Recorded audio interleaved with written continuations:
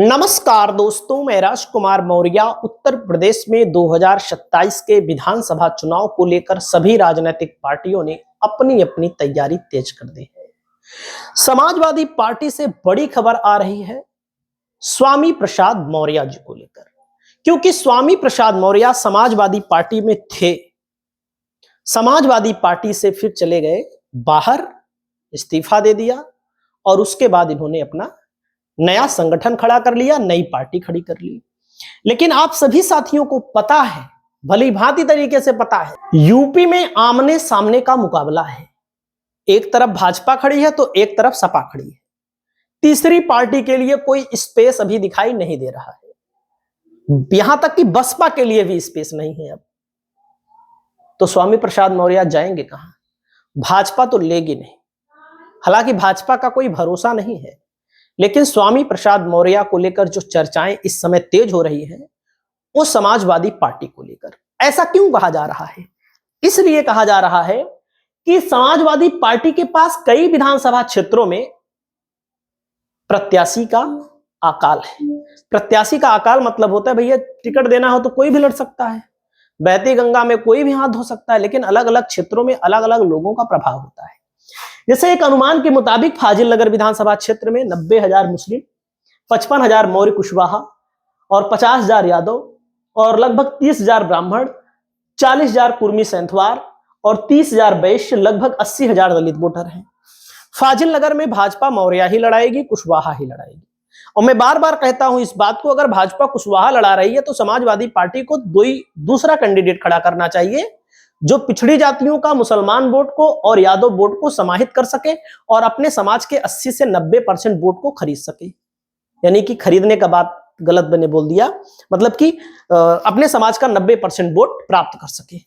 दोस्तों अब देखिए, जैसे अब समाजवादी पार्टी यहां पर कुशवाहा तो वो उतार नहीं सकती है, फाजिल नगर में उतारेगी तो फिर वही परिणाम होगा, क्योंकि कुशवाहा बीजेपी की तरफ भाग जाएगा। 2017 में फाजिल नगर 41,000 वोटों से समाजवादी पार्टी हारी थी, 41,922 वोटों से, और विश्वनाथ यहां पर लड़े थे, 60,856 वोट मिला था, बसपा को वोट मिला था। तो यहां पर कोई नया प्रत्याशी समाजवादी पार्टी प्राप्त ला सकती है, हो सकता है।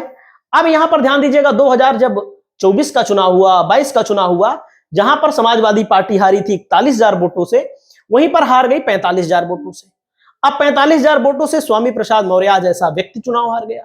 क्यों? क्योंकि कुशवाहा समाज एक तरफ चला गया, एक तरफ बीजेपी के साथ चला गया। क्योंकि देखो, जब एक ही कुशवाहा नेता किसी इलाके में इर्द गिर्द में विधायक बना रहता है ना, उसके लिए बहुत सारी भ्रामक बातें भी फैलाई जाती हैं और बहुत सारी चीजें ऐसी भी होती हैं, सच्चाई भी होती है भाई, कि लोग चुनते चले जाते हैं, नेता बनते चले जाते हैं, बड़ा नेता बन जाते हैं, बड़ा नेता बनने के बाद छोटे लोगों की नहीं सुनते हैं, तो लोग कहते हैं यार ये बेकार है, कोई नया समाज का नेता खड़ा किया जाए।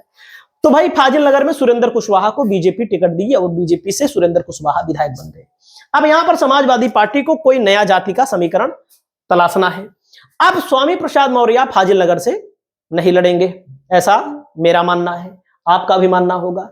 बीजेपी मौर्य समाज के तमाम नेताओं को टिकट देगी, बीजेपी मौर्य समाज के तमाम नेताओं को टिकट देगी।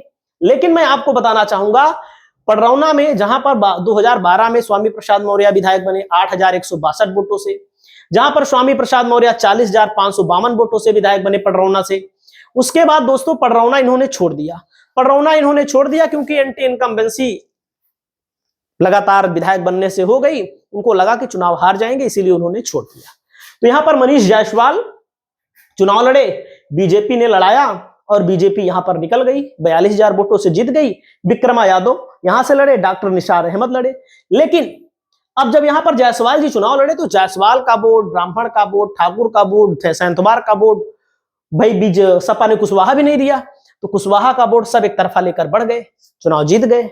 लेकिन अब कुशवाहा समाज जो यहां पर आबादी बताई जाती है, दोस्तों मैं आपको दिखा रहा हूं, देखो 42,000 वोट से 2022 में जीते कुशवाहा समाज। यहां पर लगभग, यहां पर जो अगर यहां लिखा है 44,000, तो मान लीजिए 50,000 चुप रहे हैं, 44,000 लिखा है कुशवाहा।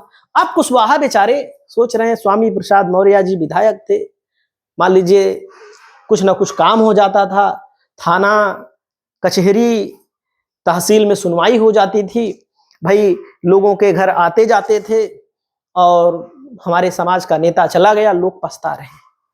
अब भाई पिछली बार लड़े नहीं लोग देते भी। अब जब लोग पछता रहे हैं, क्योंकि फीडबैक हमारे पास अलग अलग विधानसभाओं से लोग कमेंट करते रहते हैं, बताते रहते हैं, फोन भी करते रहते हैं। अब यहां पर स्वामी प्रसाद मौर्य को लोग याद कर रहे हैं।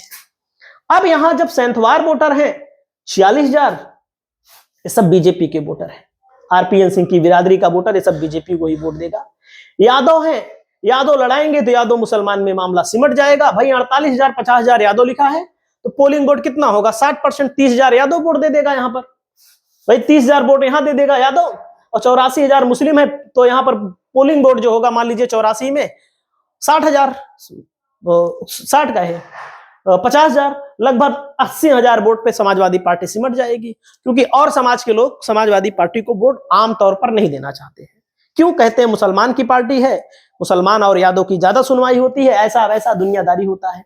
तो बीजेपी के साथ फिर दलित भी जब भाग जाता है, तो दलित भी यादव को नहीं देता है। तो यहां पर अगर स्वामी प्रसाद मौर्य जी लड़ते हैं, समाजवादी पार्टी से लड़ेंगे, तब कल्याण है। कुशवाहा एक मुश्त चलाएगा, यादव एक मुश्त चलाएगा, अनुसूचित जाति का करीब आधा वोट चलाएगा, और मुसलमान के साथ है। स्वामी प्रसाद मौर्य अभी भी यहां से चुनाव जीत सकते, लेकिन अपनी पार्टी से अकेले नहीं जीत सकते। हम एकदम साफ बात बोलते हैं। तो लोग कहेंगे नहीं यार, पार्टी का ये हो रहा है, वो हो रहा है, पार्टी का चाहे जो हो रहा हो, पार्टी उल्टी के लिए आप सब जानते हैं उतना बड़ा वो नहीं है। तो यहां पर देख सकते हैं पडरौना का जातिगत समीकरण 8%, कुशवाहा 7%, 8-7 कितना होगा? 15। और यहां पर मुस्लिम आबादी है करीब, का नाम है 18%, अनुसूचित जाति 18%, 18 दूनी 36 ना। तो कहने का मतलब समाजवादी पार्टी के लिए वैकल्पिक तौर पर यहां पर स्वामी प्रसाद पडरौना में प्रत्याशी हो सकते हैं। हालांकि बहुजन समाज पार्टी में जाना कोई मतलब ही नहीं है बहुजन समाज पार्टी में, और लोग चाहते भी हैं कि स्वामी प्रसाद मौर्य जी अकेले वहां क्या कर रहे हो, समाजवादी पार्टी में चले जाओ। अगर समाजवादी पार्टी में आते हैं, हालांकि अखिलेश लेंगे कि नहीं लेंगे इस पर भी थोड़ा सा शक है, क्योंकि अखिलेश यादव थोड़ा 37 सीट जीतने के बाद उत्तर प्रदेश में थोड़ा हवा में उड़ रहे हैं। लेकिन देखो, एक एक सीट को जीतने के लिए 2027 में संघर्ष करना पड़ेगा। हवा में नहीं चुनाव जीत पाओगे। मैं पहले बता दे रहा हूं, जनता का मूड उतना बड़ा नहीं है। आमतौर पर अन्य लोगों से पूछोगे तो लोग भाजपा भाजपा चिल्ला रहे हैं, हिंदुत्व के नाम पर लोग वोट दे रहे हैं। उसके अलावा भारतीय जनता पार्टी जातिगत समीकरण को सपा से बेहतर सेट करती है। तो दोस्तों, स्वामी प्रसाद मौर्य साइकिल की सवारी कर सकते हैं, मेरा व्यक्तिगत मानना है, और आपका भी मानना है, तमाम लोगों का मानना है। समाजवादी पार्टी में आएंगे तो एक बार फिर राजनीतिक लहर बनेगी। और आपकी जो भी राय हो, आप लोग अपनी राय को कमेंट करके हमें बताइएगा। बहुत बहुत धन्यवाद, बहुत बहुत शुक्रिया, बहुत बहुत नमस्कार।